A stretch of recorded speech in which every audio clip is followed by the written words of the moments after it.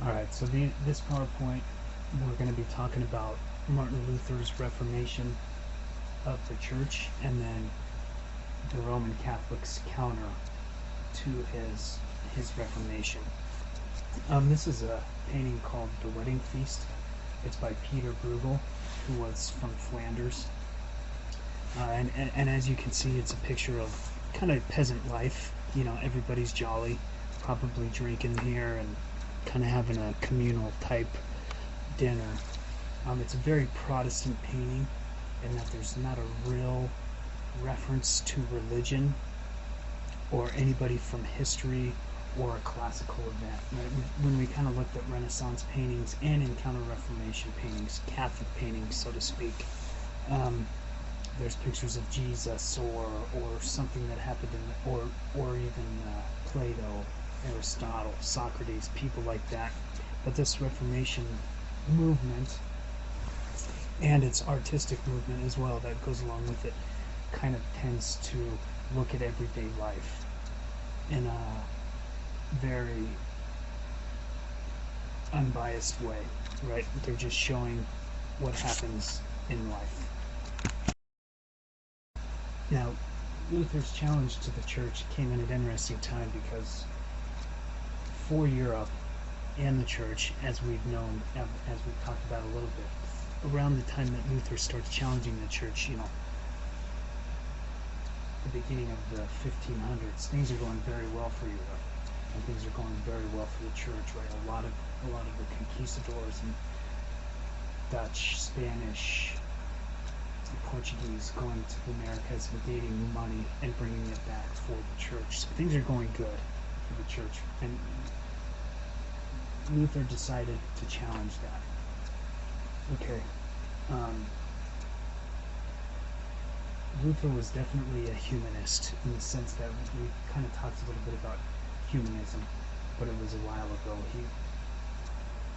Basically, it's just the idea that of the abilities for humans to think rationally and improve themselves. Okay, so kind of think of that while we talk about Luther, because that's kind of important to him, is the whole human aspect of religion. He gets a lot of his ideas from his contemporary, who lives quite a long time actually. His name was Erasmus. And this guy came up with what is called the philosophy of Christ. And he says Christianity should be a guiding philosophy for daily life rather than dogmatic practices and beliefs. And when we're talking about dogmatic practices and beliefs, and we'll get a little more into this, we're talking about paying for penitence, confessions. This is a definitive attack on the Catholic Church and its institutions. Priests, celibacy of priests. Martin Luther was very much against that idea. Things that the Roman Catholic Church had stood for. These guys are starting to say, I think that we need to stop and think about what we're really doing. Erasmus also talks about an inner piety, and many peasants like his thinking because they like the idea that you can have a daily relationship with God and not have to be tied to the church, so to speak. They could get out from under the yoke of the church, the political leaders who are running it. And these people, we also have to understand it's in Germany, so these people are saying, hey, we need to get away from the Roman Catholic Church. We need to stop letting Italians tell us what to do because we're Germans. All right, we need our own church. And many peasants took to this, and many believed this was the real way to get to heaven, right? Having a daily interaction with God, not necessarily through the church. Luther adds to that, and he comes up with the idea of justification by faith alone. Meaning what? Well, basically, it was his whole idea. It was his quest for justice. He's from an upper middle class family, and he heard who were merchants, and he heard his father when he decided to become a monk. He starts living a life of an ascetic, right? He starts living life simply, and he was very famous for his coarse language, and sometimes obscene language, actually. And he definitely liked to drink too. And his whole idea under this quest for justice was the absurdity that God would issue commandments that no one in the world could follow, and you would be damned for it. All right, so he says the 10 Commandments, he says there are some that you shouldn't do, like not killing, adultery, but he says, not lying, listening to your parents all the time, not using the Lord's name in vain. He said that is impossible for humans not to break, and he says you shouldn't be damned for it because of that. He says what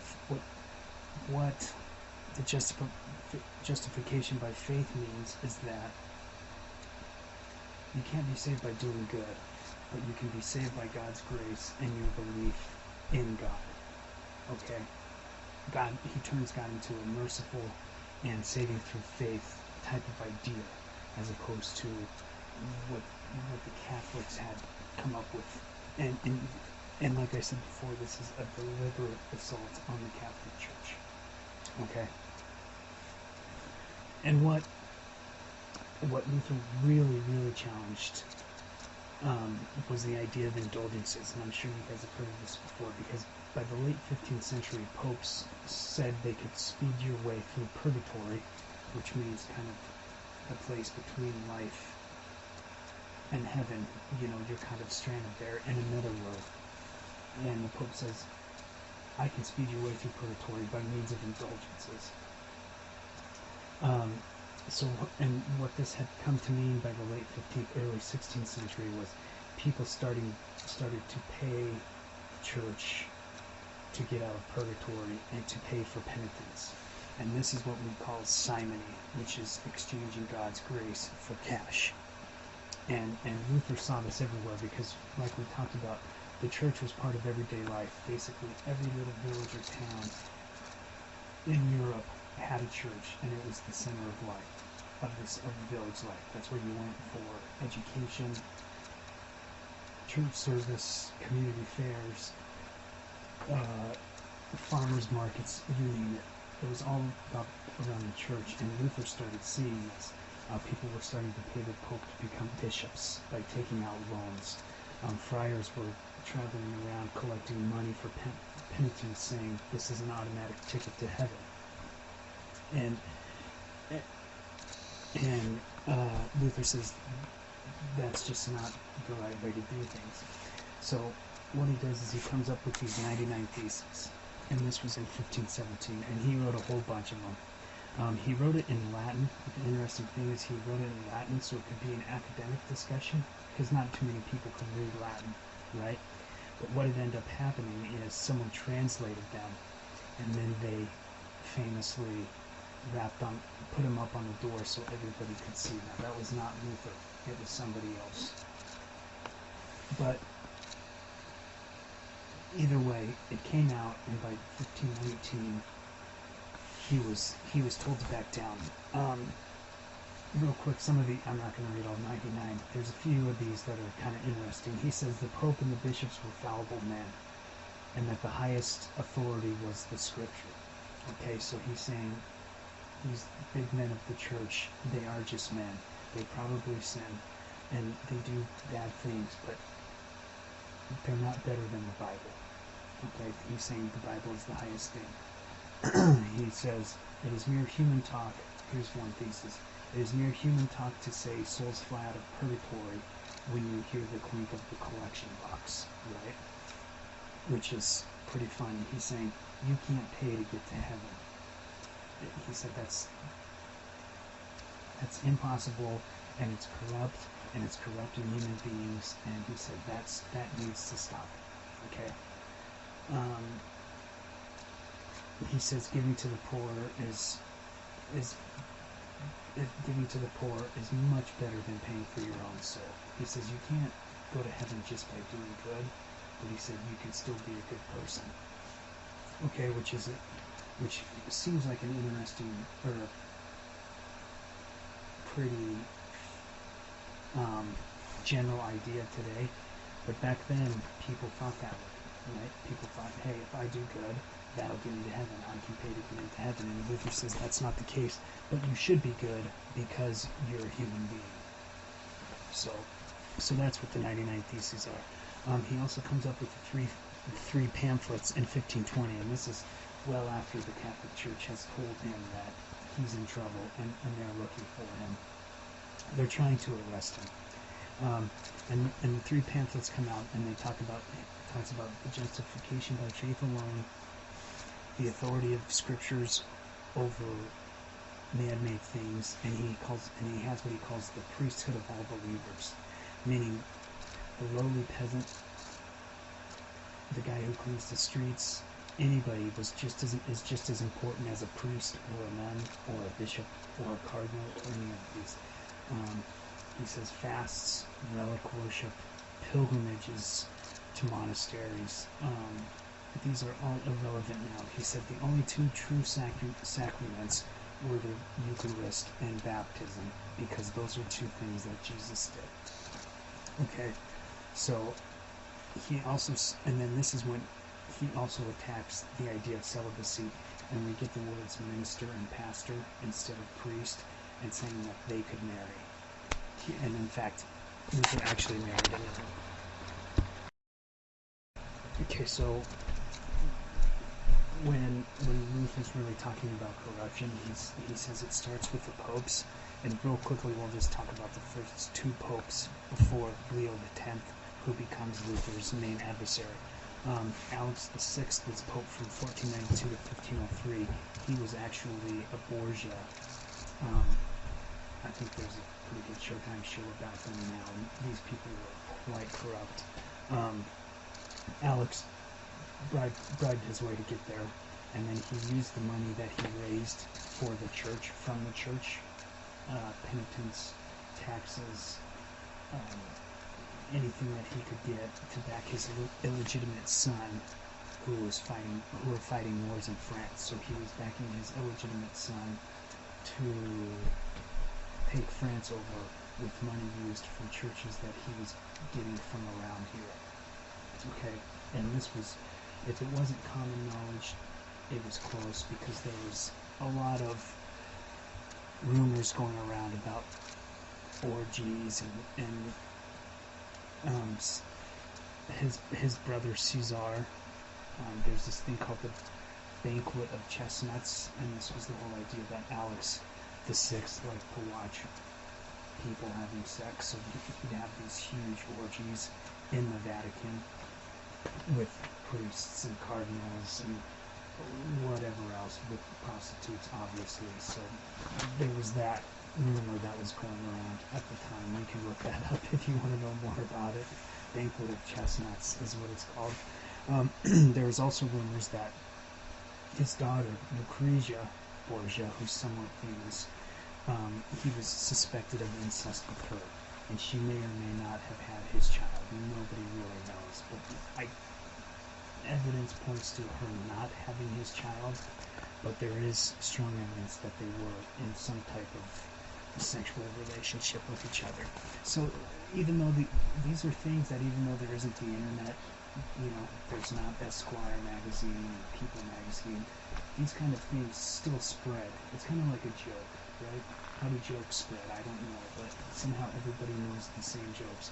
So whether these were true or not, and you can look them up if you'd like, these are things that people are hearing, even as far away as Germany. Okay, Luther definitely knew of things like this that were going on.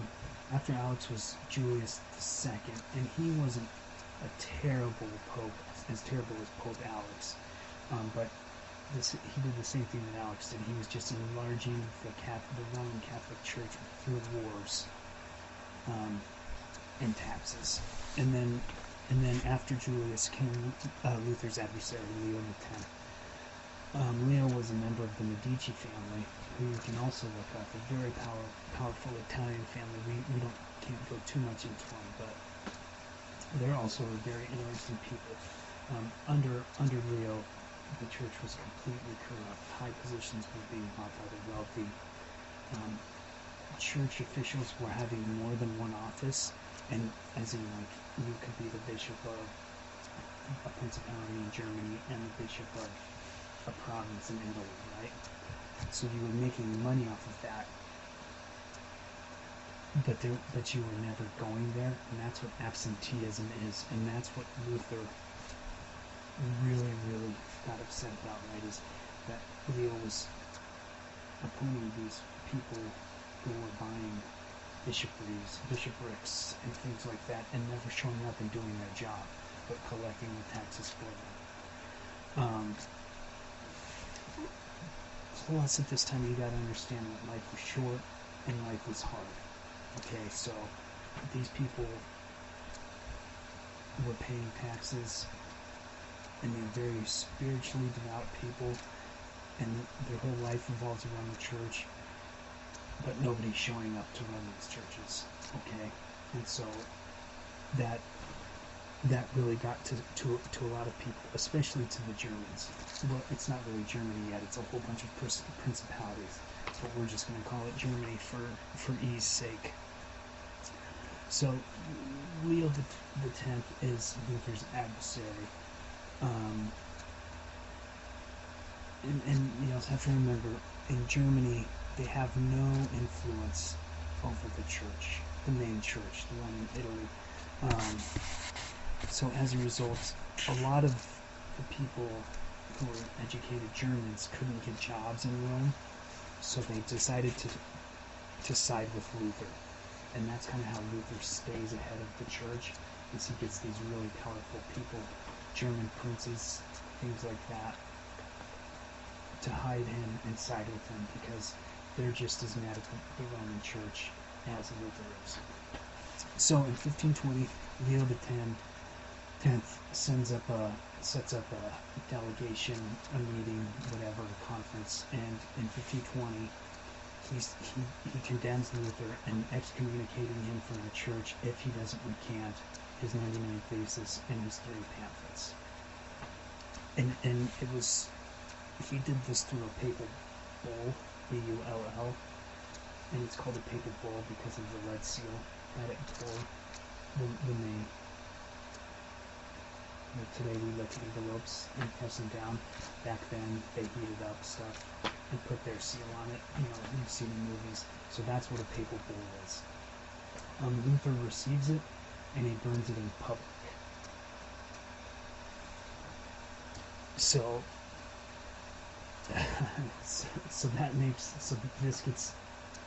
this gets back to the Pope, and so Frederick the Wise, who is a German, says, well, you can't just condemn a man, he needs to have a trial.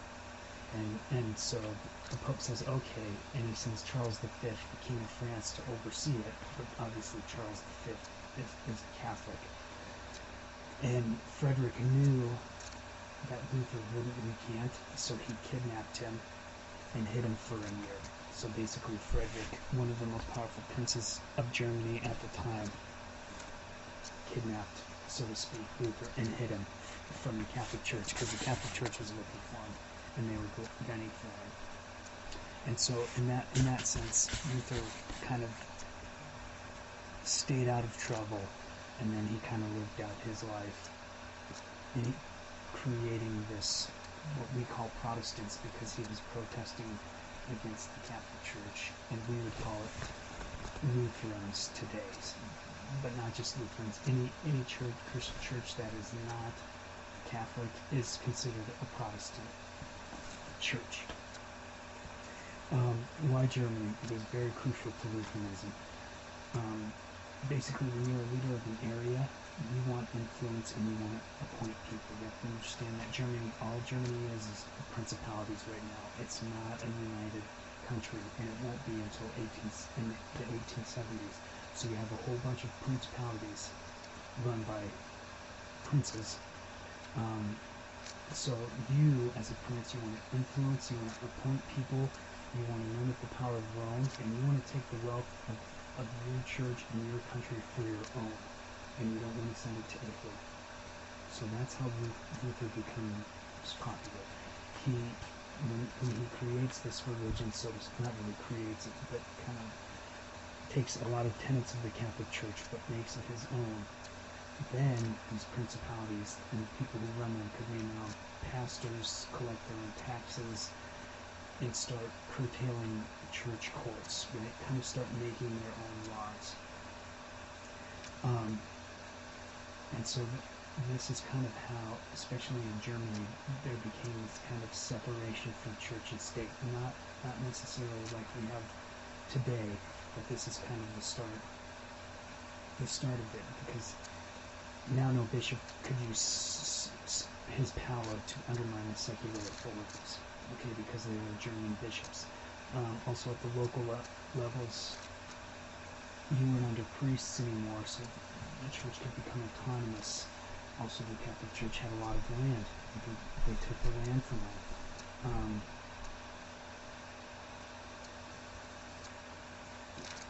And other goods. Everything, and usually the Catholic Church had some of the best farmland, so that was confiscated from the church. So that's kind of how Germany became a Protestant nation, and from there it will spread quickly throughout Europe, and then the church is going to have to counter that with some deeds of their own. Okay, so now we'll talk about how Protestantism spread and why it did, and we'll end up talking about Henry VIII and his ideas and kind of his family, and in the beginning of how England started to become more powerful. The first one is it spread quickly into Switzerland. This was kind of the second area where Protestantism really flourished. Switzerland, kind of because no one ruled it, it was just a bunch of autonomous cantons, which are basically provinces or states even, so no one could really stop them. And they had the same ideas that the Germans had, right? We're tired of having the Italians take all our money. Why don't we just keep our money in our own churches, and that'll be easier. So they did that. So who you get first is John Calvin, and I don't know if any of you have heard of Calvinists or not, but they're obviously named after this guy. He was a cool, analytical, logical, systematic man.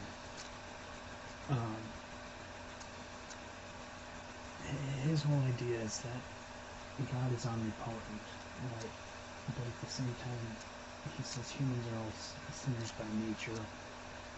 They're bound to evil, but they can't escape. And he says, here's this thing called predestination. I don't know if you guys have heard of that or not. So predestination means that when you are born, you're either going to heaven or you're not. It doesn't really matter what you do, because either God has chosen you to go to heaven or he has not. It's predestined. And he says you can't do anything to change it, but if you are one of the people who God has chosen for you to go to heaven, then that means you want to do good. Alright? So he says if you feel like if you want to do good to society, that probably means that God has touched you on the shoulder and said, alright, you're going to heaven. They kind of created their own little cult society section of Switzerland. He moves to Geneva because he's French, and they're French-speaking there.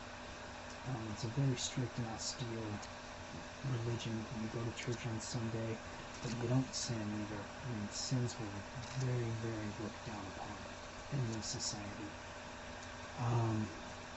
Dancing, cards, theater, working, you couldn't do any of these things on Sunday.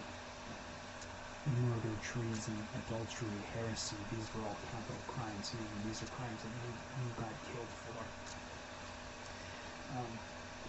In 4 years, in a little area, 58 people got killed out of a total of 16,000 by the Calvinist Church, and that's a lot of people. So it was really austere society, and it was run by a theocracy, which is basically the idea that they had a consistory of elders who ran the church, but who also made the laws and supervised morality. Okay, so this was a very austere society, and there's quite a large Calvinist population in America today. And I think maybe they're in Pennsylvania and Louisiana. You can look that up if you want. But there's definitely quite a few Calvinists in Europe today still as well. But this is just one area where it spread, where this protest against the Catholic Church spread, where these people said, "I'm going to take control of our own religion, and we're going to do what we want to do as far as religions go." It also spread into England now for different reasons. Britain was a little different than Germany because it was so far from Rome that really the church controlled the taxes and the church in themselves. The Roman Catholic Church touched Britain in a very far away place. These aren't people that were right next to each other, so the government kind of had their own deal with the church. So why did they reform? You guys have probably all heard of Henry VIII. Now, Henry VIII was married for 18 years to Catherine of Aragon, who would be Ferdinand and Isabella's daughter. Okay, so that's how they made a political alliance. The King of England married the Princess of Spain. Okay, now obviously they're both Catholics. They only had a daughter, so Henry VIII felt like he had to change wives for political reasons, so he could have a legitimate son, heir to the throne. And this is when kings were still pretty powerful, right? This isn't rule and reign. These guys ruled the country still. Henry VIII definitely did. And he was infatuated with Anne Boleyn. So, in 1527, Henry writes to the Catholic Church and says, "My marriage is invalid because Catherine of Aragon was married to his brother Arthur, who died in adolescence." And he says, the Bible says that it's an unclean thing, and the Bible's cursed such marriage with childlessness. And so Henry says, "I need to get a divorce," and he's Catholic because he says, even the Bible says what I'm doing is wrong, and that's why I can't have a son. This was to Pope Clement VII. Many popes had done this before, and on weaker grounds, but he didn't want to provoke the wrath of Charles V, who was France's king, and also Catherine's nephew, because his army was in firm command of Rome at the time, and the Pope was basically being held captive by Charles V, who was the king of the Roman Empire at this time. So the Pope just delayed. He didn't say no, he didn't say yes. And so in 1531, Henry just says, "Okay, I'm the protector and supreme head of the church." And in 1532, he forcefully overcomes the clergy, gets a divorce from Catherine, and in 1533 marries Anne anyway, and she was pregnant anyway. So he marries her to make sure that his heir is legitimate. By the way, the show Tudors, that's what all of this is about. It's actually a really good show if you're interested in any of this soap opera. That's real life. So Henry says, "I'm going to make my own church." By 1539, he's dissolved all monastery land, confiscated any type of money, taxes, etc. that the Catholic Church had in Britain, and he gives all this stuff to his friends. Okay, but he remains Catholic. And he is Catholic until he dies, even though he's dissolved pretty much the Catholic Church as it stood in England. Now, when he dies, his son Henry comes to the throne, Edward comes to the throne. This is where it gets confusing sometimes. Edward the Sixth is Henry's son by his third wife, Jane Seymour.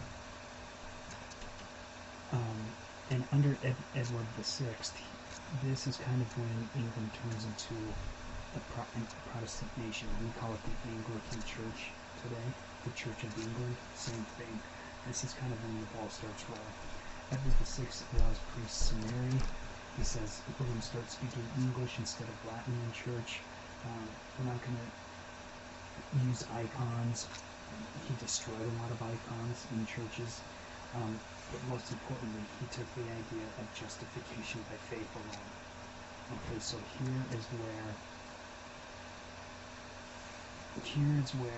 around 1550 is when England becomes a Protestant nation. Okay, for the first time. Now, who remains Catholic? The Irish remain Catholic, and they'll remain Catholic into today. Hence, this is the beginning of hostility, there was already quite a bit of hostility between the two, but now this just emphasizes it even more. Now, after Edward VI was Mary Tudor. So she was the granddaughter of Ferdinand. She was Henry and Catherine's daughter. She tried to turn it back into a Catholic church, so she turned the Mass back into Latin. She made the priests give up her wives, or they were burned up, and many fled to Geneva, or they were burned at the stake. It was a relatively calm period, except for the whole Bloody Mary. She's the Bloody Mary when they talk about the Tudors, because she actually did round up and kill quite a few Anglican priests who had turned from Catholic to the Church of England. She also married her cousin Philip, who was French, and many did not trust him for that. After Mary Tudor dies in 1558, in comes Elizabeth, and she is the daughter of Anne Boleyn, okay, and Henry. So she would be the daughter of his second wife. Jane Seymour was his third wife. So Elizabeth comes in, and she repeals everything that Mary did and said that there's going to be no foreign religious power that can exercise authority in England. And she calls herself the Supreme Governor of Britain, and the Supreme Head of Britain, or England, was Jesus. So she kind of mixed both religions together. So that's kind of the idea of the Elizabethan compromise. She says, we're not going to be a Catholic church, we're not going to be a Catholic country anymore, but we're still going to be a Christian country, and Jesus is going to be the head of our country. And what really keeps her from losing power, even when she does try to compromise, which obviously everybody says when you compromise, that makes everybody, when no one's happy, is because Protestants are at war with Spain during her reign, and we'll talk about that a little later, 1558 to 1603. And this is also the time when Protestantism and English nationalism fuse together. And you really get the idea that we are England and we are separate from Europe because we are Protestants, and we're separate from the Irish too. Okay, so this is the end of the 16th century when all of this is occurring. Okay, so the Catholic Church had to somehow come back as the Protestant Church just kept growing and growing. So they came up with what is called the Counter-Reformation. Some even call it a rebirth. Whatever you want to call it, it's due to the fact that Protestantism is becoming too widespread for the Catholic Church. It started with the popes, two Pauls, a Pius, and a Sixtus, 4 popes, and all were ascetics and very upright people. In fact, they were such good popes and such good people that a lot of the bishops and people who had gained through the corruption of the Catholic Church were upset with them because they did really try to end the corruption in the church. They weren't only holy, but they were good administrators. They reorganized the finances, and they filled the higher and once they got rid of a lot of corrupt men, they filled the church hierarchy with very pious men. During this time, over an 18-year stretch, they had what was called the Council of Trent. It was Paul III who started it, and they met in intervals for the next 18 years. And this kind of provided the foundation of what the church is today. So this is kind of, when we think of the Catholic Church today, this is kind of where it kind of had its rebirth.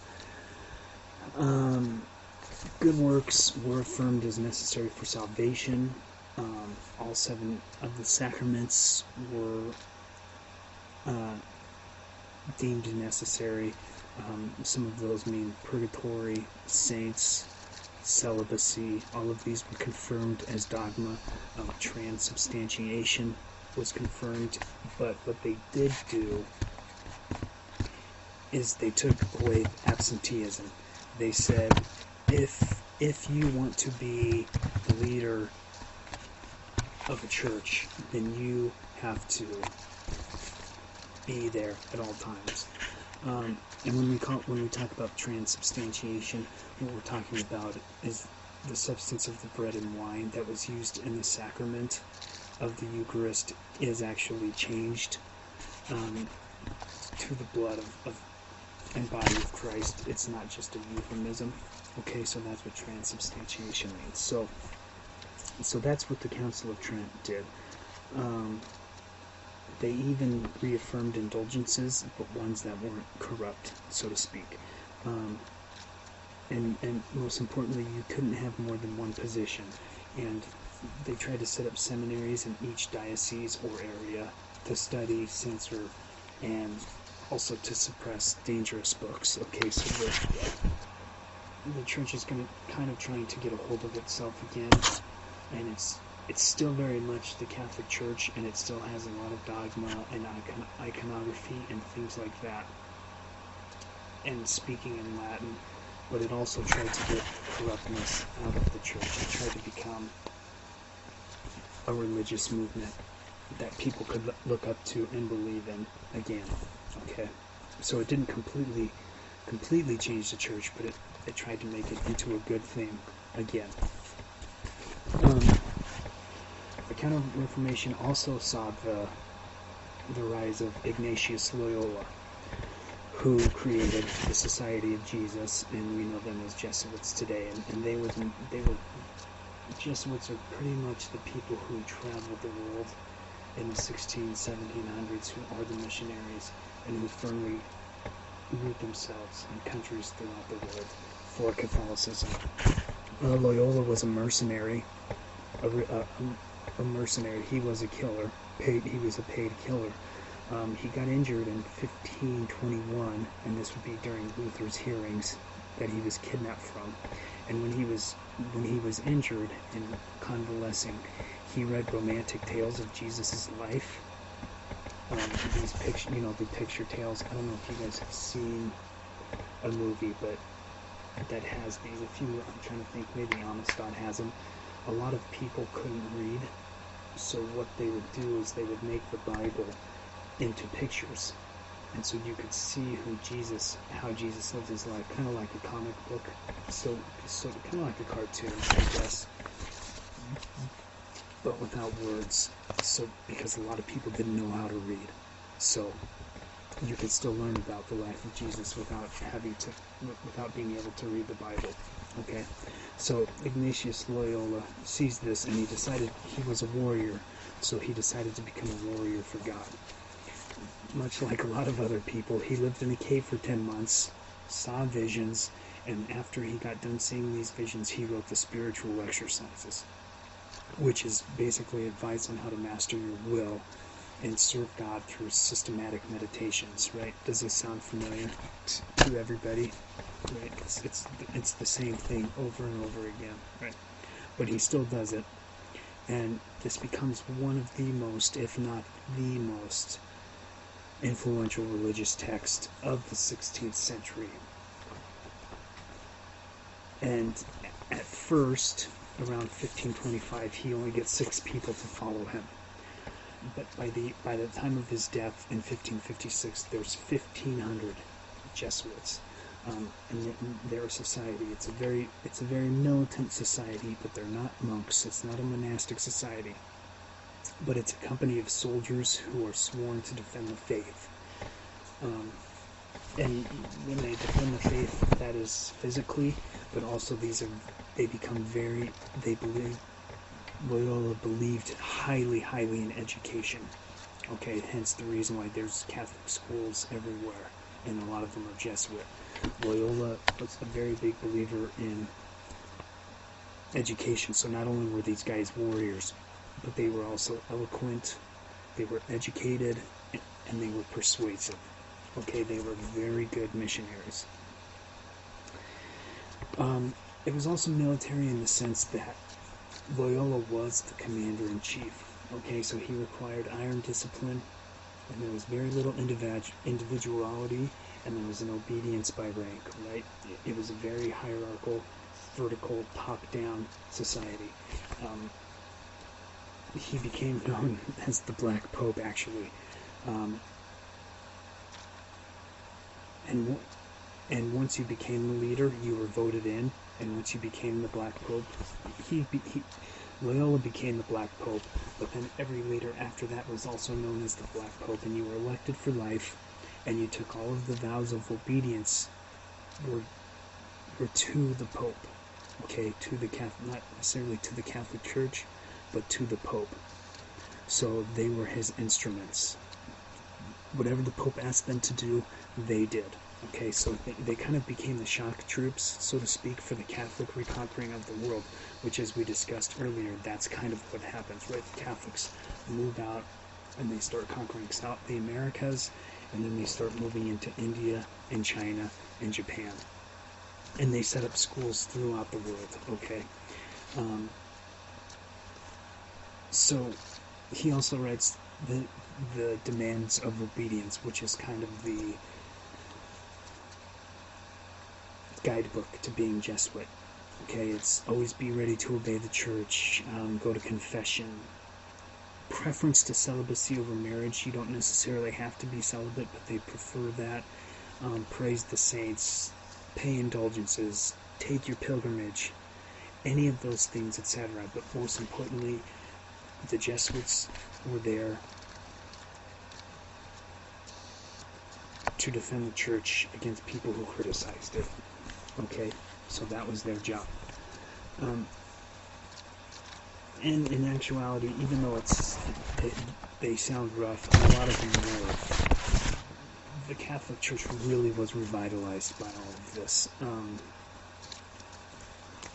And as we'll talk about a little later, the 17th and 18th century were kind of the centuries of Catholicism. But even though the Council of Trent did do a lot of things to keep Catholicism as it was, there was an intensification of charity giving, charity work. Loyola was a part of that as well. They started preaching good works as well as faith, and this helped spread the gospel more. Okay, it wasn't just good works anymore. Religious women became powerful. You get St. Teresa and her society of nuns, and these women could pursue a somewhat independent life, and they were used quite well as political weapons, right? When you see a woman of power in the 1600s and you're a woman, you say, hey, I want to be her.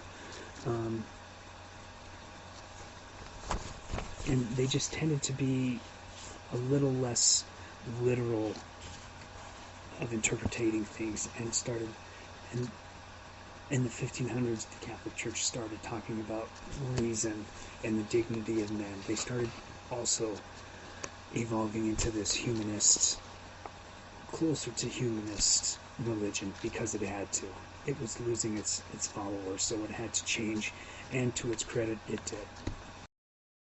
So real quickly, we'll just talk about the art of the period, which kind of gives you a good idea of the differences theologically between these two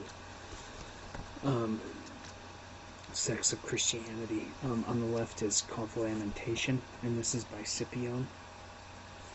I don't know if any of you have heard of him or not, but he was a very famous Counter-Reformation, during the time of the Counter-Reformation, painter. And you can tell on the left, like, this is a very sacred painting, right? This painting was made to glorify God, the church, and the sacraments, right? I mean, here's Jesus, this very muscular dude, and everybody is devastated by his death. And it's very religious looking. Okay, I mean, Jesus is a very sacred person in this painting. This is not to say that Jesus isn't sacred in Protestantism either, but they tended to look at him in a different way. And so on the top right, you have a picture of a relatively rare Protestant painting of Christ. Protestants very rarely painted them, and this is a Hans Holbein painting, and you can see it's kind of a small, naturalistic, uniconic picture, right? Jesus is just this regular guy, and he's talking with this regular people. There's no outlandish colors, there's no really bright blues or bright reds, and he's not necessarily taken to be this very hallowed person, even though he is. They're just saying, hey, look, Jesus was a person, he was God on earth, but he was still just a person on earth, and most of the people who follow him are just people as well. Okay, so that's kind of a Protestant painting. And on the bottom right, you have Caravaggio. And one more thing I'd just like to point out about the Protestant is just the idea of the natural beauty of things, kind of, and it's kind of a secularization of Jesus, saying that, in the sense that they're saying people were created in God's image. Okay, they're saying there's Jesus, he's a person, and that's what people look like. So on the bottom right is a Caravaggio, who's a very famous painter at the time, and this is called the Crucifixion of Peter. And the reason why this is very Counter-Reformation-ish, very Catholic, is the sense that, look at Peter, he's very big, he's muscular. It's taking 3 muscular men to hold him up. They're having a hard time picking him up, right? And a lot of people say Caravaggio is saying the crime that they're perpetrating weighs heavily on them. That's why it's safe to pick him up. But as you can see, Peter is being crucified upside down, right? Which happened to him in real life. But even though there's not too much iconic things going on here besides the actual cross and the act of crucifixion, you can just kind of tell that this isn't a natural painting, right? That's not what Peter looked like, okay? That's probably not what Romans wore, okay? But it kind of sanctifies Peter, whereas the Protestant picture kind of secularizes Jesus. So that's a good way of art imitating life right there. Okay, so along with religion, Luther really reformed the domestic area as well, in a few ways. You have to remember that even though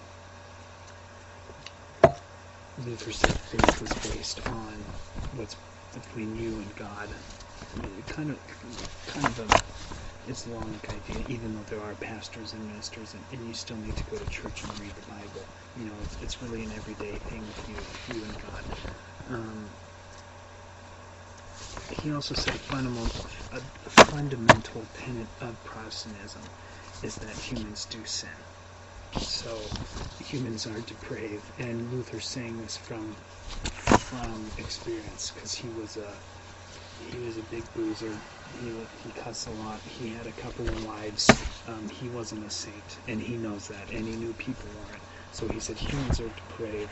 So the depravity of humans is something that needed to be locked down. Human beings are going to turn out bad unless you do something about it. So it was the job of the secular and the religious leaders to control and to punish sin. Otherwise, God would get angry, and human beings would ultimately be destroyed. The reforms also came locally in the government, which we've already talked about, right? So the government gained power by attacking monasticism and celibacy in the church. So they had to keep that up. So you get these town of guilds and town governments, and these people, even though they attacked monasticism and celibacy, they still needed to run a functioning government. So you didn't get immunity from taxes just because it was your local government. The town was still the center of the whole area, and the church was the center of the town. It was just your church, you don't have to answer the law just to your town. And so in that sense, the local government became more powerful because they were the ones who had to control the ideals and maintain some type of power over the people, or else they weren't doing their job. The family life was also changed a little bit by Luther. He wrote 2 catechisms to tell children you have an obligation to listen to your parents, your masters, and your rulers. And he also wrote one, and he also believed that children should be taught to read the Bible in their own language. Luther was a big advocator of education, and he really tried to translate the Bible, get the Bible translated into as many languages as possible. And he was very successful at that. He also said education is very important because in schools should be schools of godliness. And in these schools, he basically meant the home, or schools of obedience. He meant the home, where the father was the instructor and the disciplinarian for everyone who lived in the house. He says the family is the basic unit of education, and that the father was there to be all-powerful and to discipline and give instruction. Okay, so but a lot of times the men were at work here, so really what ended up happening is the moms became kind of homeschooling, as opposed to what Luther really wanted. Luther wanted the males to really run the household, but as we know, even into today's society, that's just not the case. The role of women changed a little bit. No longer was the celibate nun the woman to look up to, like it was in Catholicism, but rather what they call the good wife. The whole idea is that marital sex was holy. Now, that didn't mean that it was supposed to be enjoyed. It's just that marital sex was holy because that's how you procreate. So, unfortunately for women, and Luther also said, not unfortunately for women, Luther also said that women were more sexual than men, and they weren't able to control their desires. So, when you have a whole bunch of women together in a nunnery, so to speak, he says, what's going to happen? They're all going to turn into lesbians. So he says, we don't need nunneries, and we don't need women to be celibate. Women can't be celibate, men can't be celibate, okay? What they need to be doing is getting married young and procreating, okay? What I meant to say earlier, unfortunately for women, even though becoming a wife became more important in Protestant society than becoming a nun, this didn't necessarily raise their standing in society. Luther was sexist in a way, but at the time, most men were, right? Women were lower, had a lower status pretty much throughout society, and unfortunately this didn't really change with Protestantism.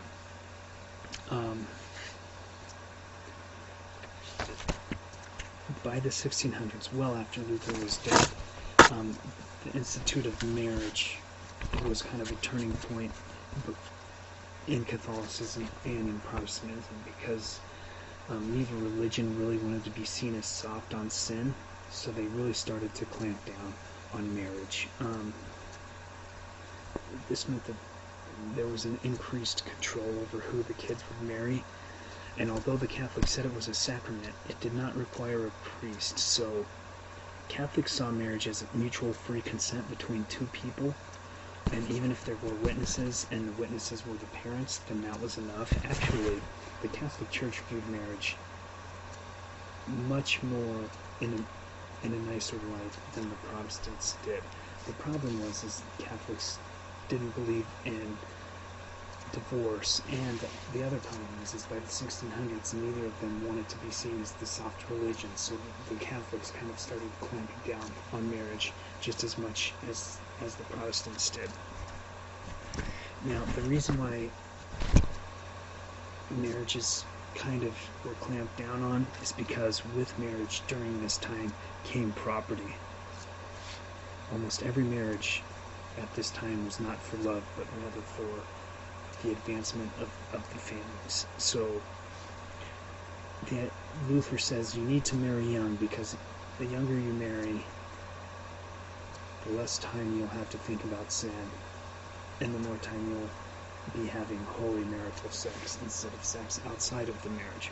But the problem is young people can't make decisions like that when marriage is based on property, and they argued even love, right?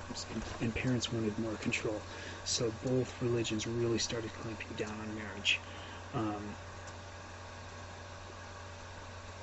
Catholicism, even into this day though, still argued that it should be between two people who love each other. It was actually the Protestants who didn't necessarily make that connection between marriage and love.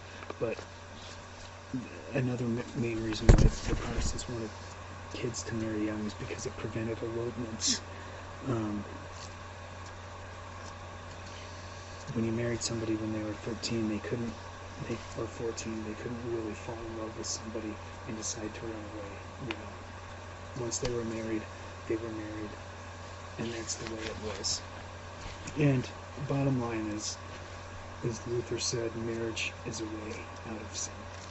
Okay, because every human has urges, and the less time they have to cultivate those urges, the better. Real quick, I'll read a little passage from Luther, a quote of his about the sexuality of women. He says, "If a girl is not sustained by great and exceptional grace, she can live without a man as little as she can without eating, drinking, sleeping, etc. Nor can a man dispense with a wife." And he says, "Procreating is an urge planted deeply in human nature." All right, that's very evolutionary talking right there. That's evolution. He's saying it's something deep down that we can't control. That's just a fact of life. He says that's why God put into bodies organs, arteries, fluxes, and everything that serves it. If you do not have sex, you are attempting to keep nature from being nature, fire from burning, water from wetting, and a man from eating, drinking, and sleeping. Okay? So we'll end with that. Just an interesting thing. Luther says, I know that people have these urges because I've had them. So he said, what we need to do is we need to clamp down on them and make sure that people get married as soon as possible and start having kids. So that's kind of the Reformation and what the Catholic Church tried to do to counter it. And the next PowerPoint we'll talk about religion and sovereignty and kind of Europe becoming a nation of states as opposed to regions or things of that nature. Kind of a nationalism starts cropping up in Europe.